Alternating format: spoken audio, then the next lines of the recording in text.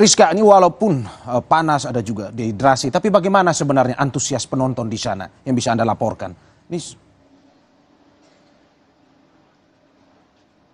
Ya, antusiasme penonton kalau misalkan pada hari day race ini ya, pada hari ketiga ini sangat antusias, Mario. Bagaimana kalau misalkan kami pantau sejak tadi pagi ini para penonton tidak hanya dari mancanegara begitu ya, memang merupakan fans dari MotoGP, namun ternyata antusiasme dari masyarakat sekitar, dari masyarakat di sekitaran Mandalika di Pulau Lombok ini juga banyak yang datang untuk menyaksikan langsung balap dari MotoGP Mandalika Indonesian Series 2023 ini. Karena memang bagi masyarakat Lombok ataupun masyarakat Nusa Tenggara Barat ini mendapatkan privilege begitu mendapatkan keuntungan diskon khusus bagi para mereka yang memang memiliki KTP NTB begitu. Dan kemudian memang ada 5 kategori dari para fans MotoGP ini dapat membeli tiket, di mana memang seperti saya katakan tadi hanya pemilik via kategori VIP begitu yang dapat mengakses belakang pedok ini, sehingga memang mereka dapat berinteraksi langsung dengan para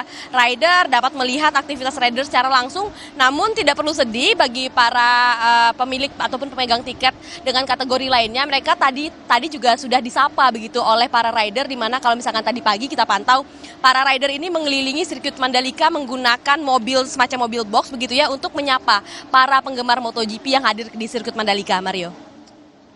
Terima kasih Rizka dari laporannya Pertamina GP of Indonesia 2023.